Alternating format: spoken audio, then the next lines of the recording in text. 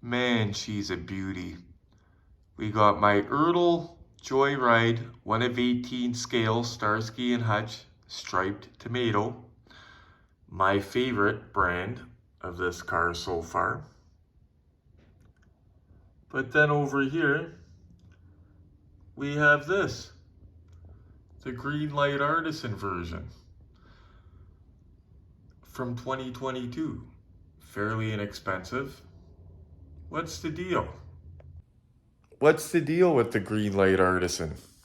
I've seen some of them that nothing opens at all, and I've seen some of them with opening doors and opening stuff on it. What's the deal? This one's a lot newer than mine. Glenn's is from 2022, the Artisan. Mine is from 2004, I believe I just told you. So who did it better? You guys that have not bought one of these yet, that are thinking about pulling the trigger on one, which one should you buy? Let's find out. Oh, Leo. Let's take care of that. I'm starting to look old. Give me a second here.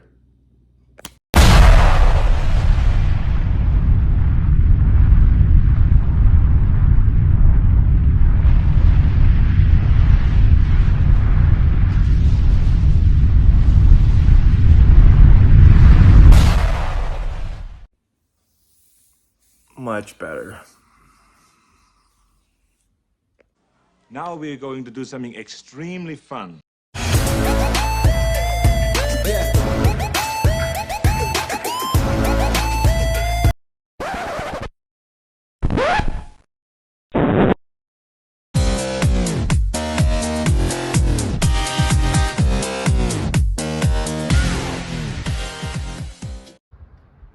Gorgeous day out today, guys. Wow. It's got to be +5. And not a cloud in the sky. It'd be a lot better if I got the notification to go get Miami Vice today, though. Also, I am such a cheapskate, guys. I used to go to the barber years ago to get my hair cut. It was like $10 to get my head shaved. That went up to 15 or 20 bucks years ago. When it went up to 15 bucks, I bought my own hair clippers for like 20. Clearly, it's a better investment, right? And since then, I've went through a few sets of clippers, but it's still well worth the while. And that extra money you're saving, you could be buying toys. Not to mention my barber was a little bit of a weirdo, so he had to go. Do you guys want to put up with that every time you go in for a haircut? I didn't think so. Imagine if the WWE hired him, though. With the talent that they got these days, a guy like that would be perfect in the WWE as a wrestler. Enough of that, let's get down to business.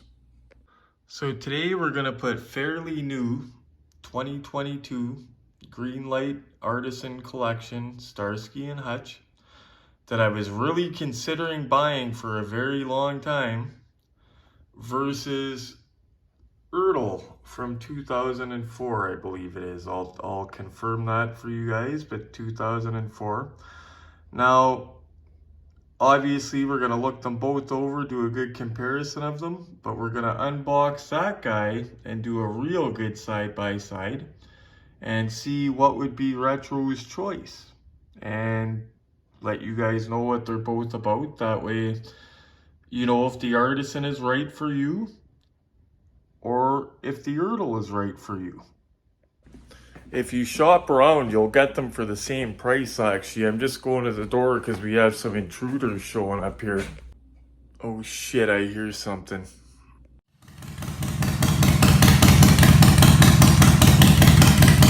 Yeah, there's intruders showing up here. I'm gonna have to go out and take care of them. Sorry about that disruption, guys. The guy with the sunglasses was eyeing up my catalytic converter.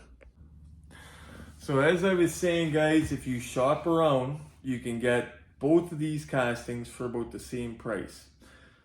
As of now, January 2024, the Greenlight Artisan is still available in some of the die-cast stores in Quebec and stuff that I order from. You could still get it for, you know, $100, a little bit more, a little bit less.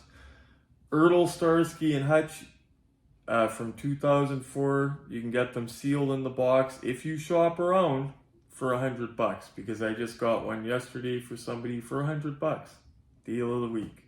I forgot to mention that. I paid $130 for mine, a little bit more, but my box was in a little bit nicer shape. The one for $100, the glue came loose on the plastic. But yeah, great deal, $100. So if you shop around, what I like about the ERTL, without looking up both of them, sight unseen. The ERTLs from 2004, you're kind of walking into a classic. You're walking into a vintage piece that's already 20 years old. People don't think of it like that, but 20 years old already. So I'm thinking if the ERTL has nice details like the way more current 2022 Starsky and Hutch Artisan, I'm going to go with the ERTL. You guys know I favor ERTL, but I'm saying sight unseen. But let's have a look at these two. The ERTL's already cracked, so we'll crack the Artisan and then we're going to get into them. Sorry guys, I'm just trying to stay out of the sunlight, but when I looked into the Greenlight Artisan collection, the stuff looks gorgeous sitting on a shelf. The paint, everything looks gorgeous. The thing is though, I first assumed that they were sealed units. Every single one, no opening hoods, no opening doors. I did do the Roscoe's patrol car, and to our amazement, I believe the doors opened on that if I wasn't mistaken, but the hood didn't open and the trunk didn't open. But something like that, a cop car, I don't need to see the engine. Generally, you want to see the engine, right? Or a Dom's Charger, you want to see the engine. Now, I seen the Greenlight Artisan Dom's Charger, and I said, wow, the door's open on that. So this is a couple that the door's open. But then I see a bunch that have no openings at all. This is one here that I would want the doors to open on it and the hood to open on it. So we're gonna have a look. But like I said, if that's not important to you, if you're not a nutcase like me who needs the accuracy and detail and needs things to open, if you're okay with it looking great on the shelf, this might be one for you. But this could have opening stuff. We're gonna have a look. So it comes in the cake box. Make sure when you open it, it says top on the top, right? Top, bottom. They at least label it, and with an arrow pointing to the front.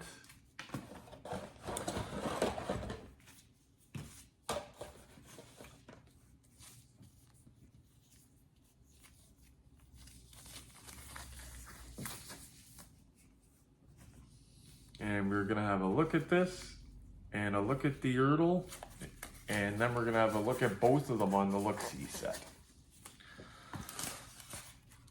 The ERTL, as you know, is already unboxed.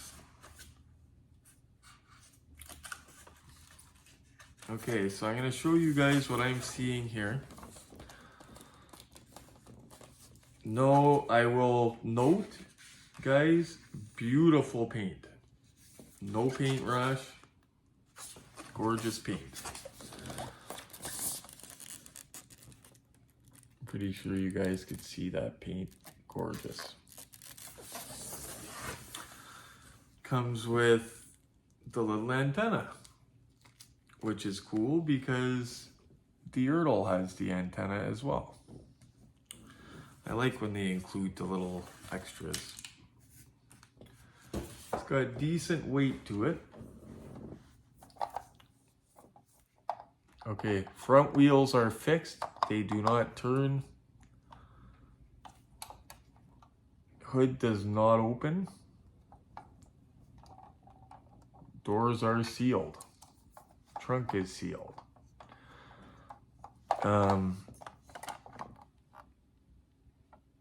It looks great though.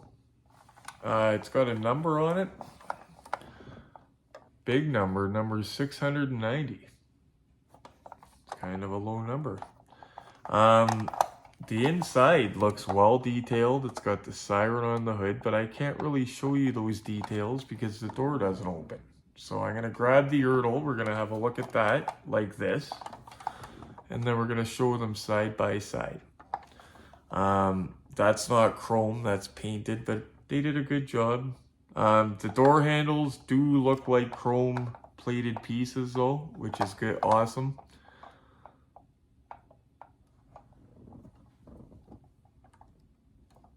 And that's where the antenna goes, right there. So give me 1 second, guys. I'll grab the ERTL and then we're gonna do a good side by side. Oh guys, you won't believe what I just noticed. And it's a first. Got a little bit of paint rash on the ERTL. Trying to get in there to show you. You could probably see it in there, along there. Just a bit. You can't really notice it. There you go. Can't notice it unless you really look, but other than that, it's gorgeous. Wheels turn with the steering wheel. It's got that front antenna. This one is longer, very similar siren on top. Bottom's kind of similar to the other one. Wheels turn with the steering wheel.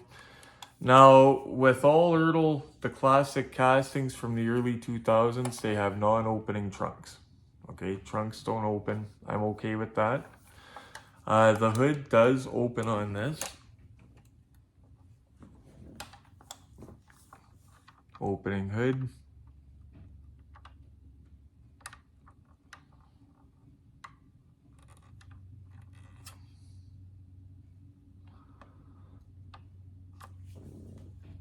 And of course, we're gonna have a look inside. This is the reason I wanted the ERTL, is because the door opens and what do you see sitting there? His CB radio. Right here where my finger is. Nicely detailed dash, wood trim on the door. They did a great job on this, even the little bit of chrome down the side of the seat. They did a great job with the detailing on this 76 Gran Torino.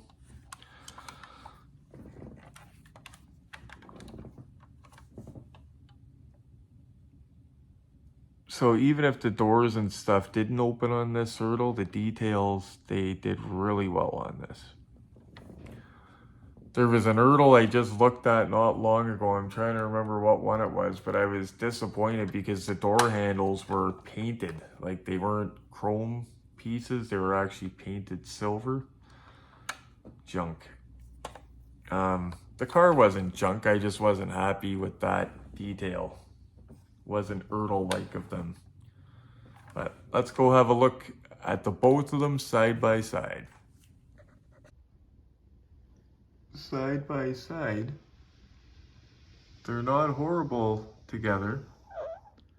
Like, the details of the Artisan, looking at it, are not terrible.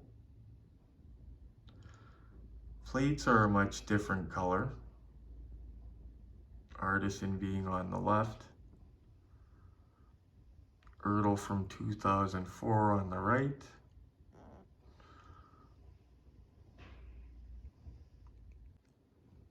Trying to show you guys more of the interior on the Artisan because it's pretty well detailed, but kind of hard to do so without opening doors. It does have seat belts though.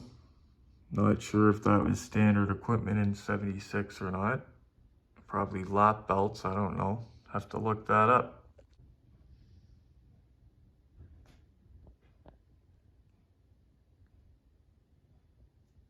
And there's the ERTL. Look at the paint rash and the white. You don't usually see that on ERTLs. It's my only one with it.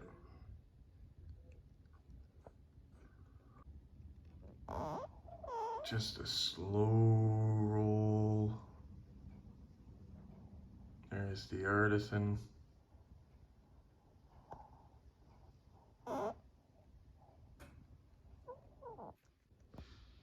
Show you some of the interior details of this guy while we're up here.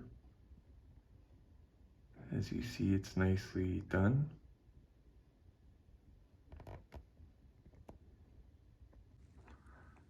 Again, non-opening trunks on the older ERTLs, but nice details on the inside. Look at that paint, guys. There we go, focused. The door nicely done. The only flaw of this is the paint. Look at that, there you go. Good look, guys. That's what the paint rash looks like right there. Looks like it was a car spray painted in somebody's yard without, you know, hosing down the area to make sure dust didn't get up in the air and get all over the car. Very similar, both appealing fronts. The headlights look a bit different. I'd show you both engine bays, but we can't, so I guess the ERTL gets the engine bay part by default. Nicely detailed in there. I love ERTL, guys, but I gotta be unbiased and fair. You wanna know one little thing they did screw up on with the ERTL besides the paint rash? See where it says Ford? I don't know if that's a mistake with just this particular one, or if they all came from ERTL this way. But it's too high. It should be like that. But in the spirit of competition, look how different the color is on the license plates. That's the Artisan on the left. That's the 2004 ERTL on the right. Instead of guessing which one of them is right, if you haven't figured it out, I'll show you right now which one's right. Bingo, ERTL with the accurate color. So overall, these new Artisans are not bad. They definitely won in the paint department. License plate color was a mistake, but they got the placement of the Ford on the front correct. Nothing opens, the hood, the trunk, anything. Here is the ERTL. The trunk does not open. It's got paint rash, as you could see. But opening hood, nice detailed engine compartment, nice detailed interior part. A little bit of a longer antenna. There's that accurate color license plate again. Just a good look at the two of them next to one another. See how they sit.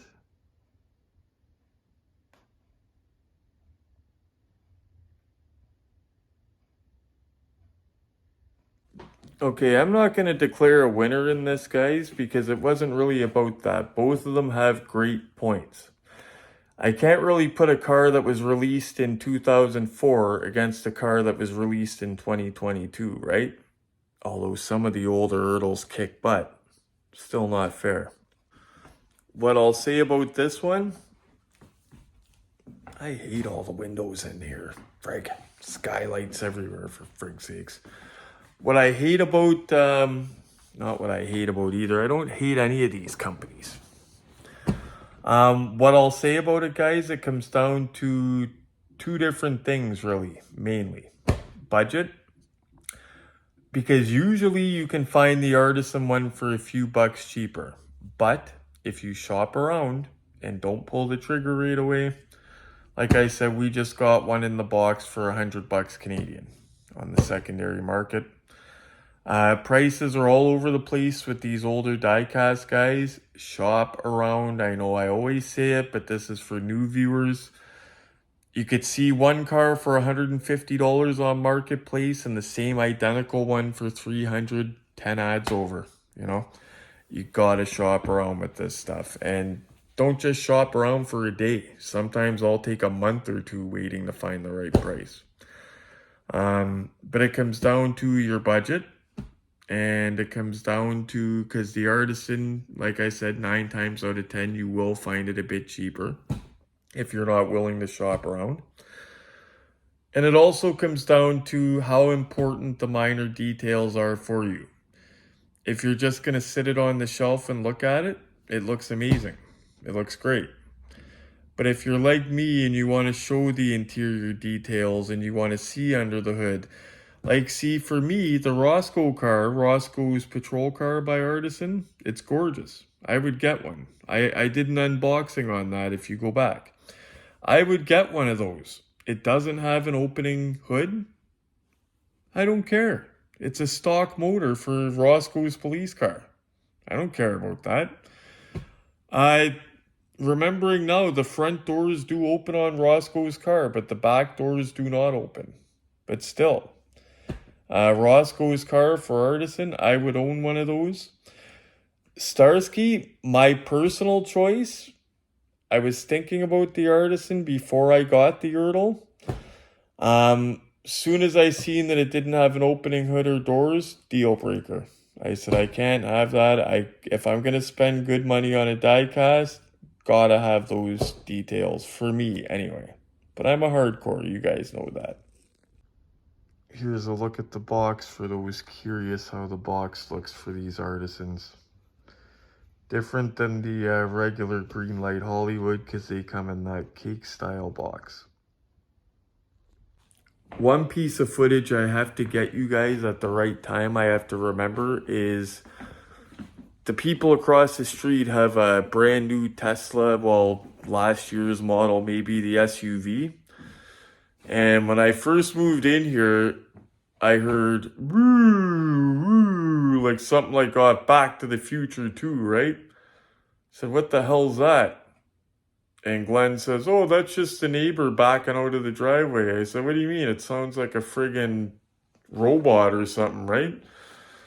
I swear to God, it's almost like Tesla purposely put something in there to make that sound. To make it sound like it sounds like the Jetsons cars, you know what I mean? When it's backing up, there's no way it naturally makes that sound. I don't know. Sounds too Jetson-y to me, but next time it does it, I'm going to try to get it for you guys. Every time it does it, I laugh my head off. Wow. Glenn and Dave have vamoosed. I guess they went to the scrapyard earlier. I considered going to the scrapyard. If you guys are wondering, there's a joke about my taillight on my Mazda 3 being burnt out. What it is water. Mazda 3s are notorious for water getting inside the seals of the taillights. I've already made it so water doesn't get in. Now the problem is the plastic connectors that you connect the bulb, you know, like you connect it into the power of the car. The little harness, whatever you would call it, the connector. That gets brittle and breaks and melts. So I'll go to the scrapyard. The only problem is they're 15-year-old cars, a 2008 car. So even if I go a little bit newer, 2010 maybe, and if it's the same connector that works, it'll last a couple months. Same problem again, because it's the same age of car. And I know what you're thinking. If it was easy enough for me to call Part Source and order one, or Canadian Tire or one of those places, I would. But you can't. I've been asking the local stores, if that's something any of you guys know how to order, the little gray plastic connector for the taillights for a 2008 Mazda 3, and it's a legit source, preferably Canadian, let me know. I was fixing it for the longest time, but then after the last time, I said, what am I going to do? Go buy another thing from the scrapyard, fix it again, and then it breaks again in 2 weeks? So yeah, I'm waiting to get it done properly. Will, actually, remembering it now, said that he can order me one for $14. And I asked him to the other day. So Will, I hope you did that, because that would be a huge help. And if you did it, let me know. I'll send you the 14 bucks. Originally, we were going to do this beauty because it looks very nice. Nice details. Plus, you guys know I'm a Mopar guy. But then I noticed that Artisan and I said, wait a minute. What's the difference between that and my ERTL? And now we all know. And when you guys, if you guys want a striped tomato for yourself, you have an educated decision you can now make of which one to pick, right? Anyway, guys, thank you so much for watching. not Back to the Future, Miami Vice should be at the post office for me to pick up any day now. Since I moved out of my security apartment building where they put packages right at my door and never out in the rain, moving into a house, I've had a couple packages left in the rain. So I get them forwarded to the post office now where they're safe from rain and elements and also theft. I mean, the place is cambered and alarmed to the wazoo, so you'd be dumb to try to come and steal mail, but people still try to do it, right?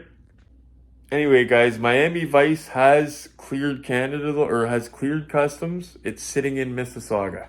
Like, it's actually here. So, should be here this week. I'm hoping Monday or Tuesday, but I'll get a text message saying to pick it up at the post office when it's here. So, smash the like button for me, guys. Keeps me motivated to keep doing this stuff. Keep cracking open the cars and just completely draining every cent of value out of them for you guys. And then if you haven't done it, click subscribe and share. Look at the nice hue behind me, eh? It looks godly.